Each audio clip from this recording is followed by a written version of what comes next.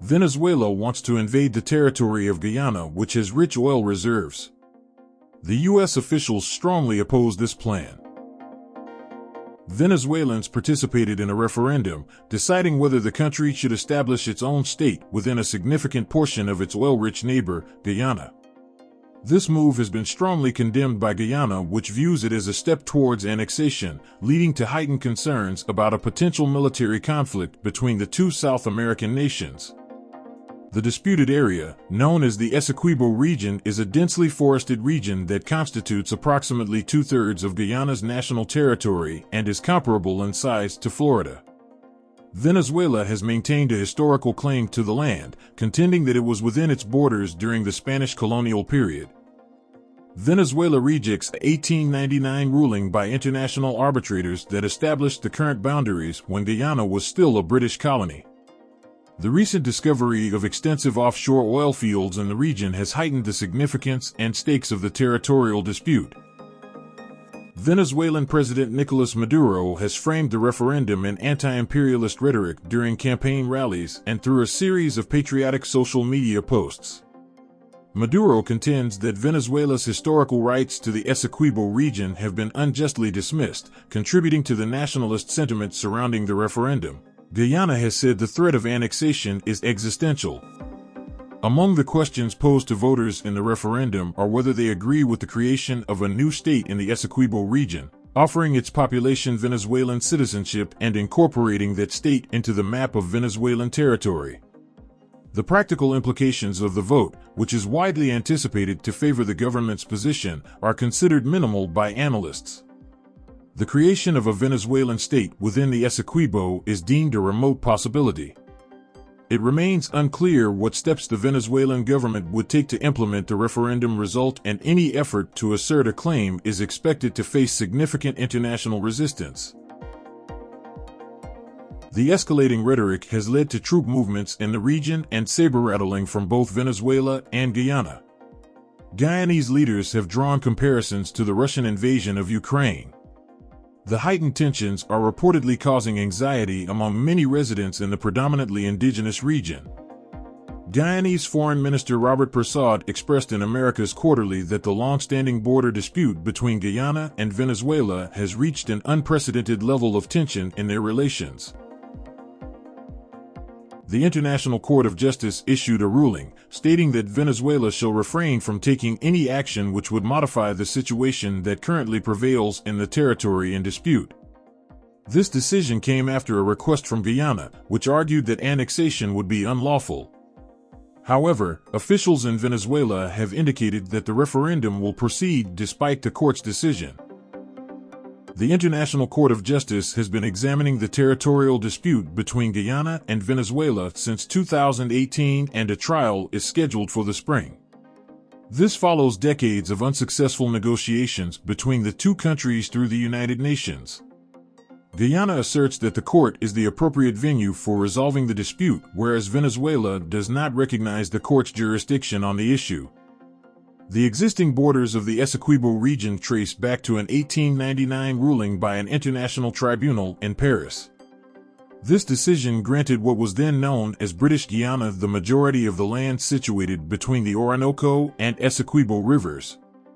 Venezuela initially respected the 1899 ruling until 1962, when the British colony was on the path to independence. At that time, Venezuela alleged fraud within the tribunal.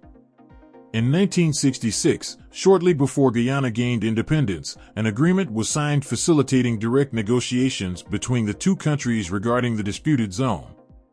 This eventually led to the involvement of the International Court of Justice, a process that has progressed slowly.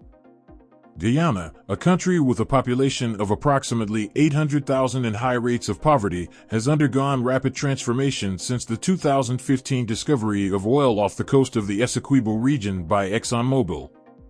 The country has witnessed a surge in oil production, reaching nearly 400,000 barrels per day. With over $1 billion in annual government oil revenue, Guyana has invested in substantial infrastructure projects. The country is poised to surpass the oil production of Venezuela, which has long been dependent on its own oil reserves, and is on track to become the world's highest per capita oil producer. The newfound oil resources have played a pivotal role in transforming Guyana's economic landscape. The U.S. Geological Survey estimates that Guyana's coastal area holds approximately 13.6 billion barrels of oil reserves and gas reserves of 32 trillion cubic feet. U.S. Secretary of State Antony Blinken noted during a visit that Guyana is poised to become the highest oil-producing country per capita in the world. The significant oil reserves contribute to Guyana's strategic importance and economic potential in the global energy landscape. Venezuela contends that Guyana lacks the right to grant concessions for drilling in offshore reserves. Venezuelan President Nicolas Maduro has gone as far as to characterize Guyana as a tool of ExxonMobil, asserting ExxonMobil owns the government of Guyana. It owns the Congress of Guyana, in a statement to supporters. The dispute is fueled by tensions surrounding oil exploration and extraction in the disputed Essequibo region. Even without establishing a state within the disputed territory, which would necessitate additional constitutional steps and likely the use of force, President Maduro stands to gain politically from the referendum amid a challenging re-election campaign. In October, the Venezuelan opposition demonstrated rare momentum by rallying around Maria Corina Machado, a center-right former legislator who criticized Maduro for overseeing high inflation and food shortages during the country's first primary in 11 years. The territorial dispute and nationalist sentiment stirred by the referendum could potentially boost Maduro's political standing. In the lead-up to the vote, both Venezuela and Guyana have invoked the possibility of armed conflict over the disputed region. Recently, Guyanese President Irfan Ali visited troops in the Essequibo region and prominently raised a flag on a mountain overlooking the border with Venezuela. In response, the Venezuelan defense minister stated, "This is not an armed war, for now." Additionally, the Venezuelan military has announced plans to construct an airstrip, positioning it as a logistical support point for the integral development of the Essequibo. These developments heighten concerns about the potential for increased tensions and military posturing in the region. Venezuela is one of the 5 founding members of the Organization of the Petroleum Exporting Countries and is the world's second largest oil exporter. It has seen its ties with Moscow deepen since Russia invaded Ukraine in early 2022, as Western countries slapped sanctions on Russian exports. On the other side, Brazil declared an escalation of its military presence, implementing defensive actions along its northern border with Venezuela and Guyana.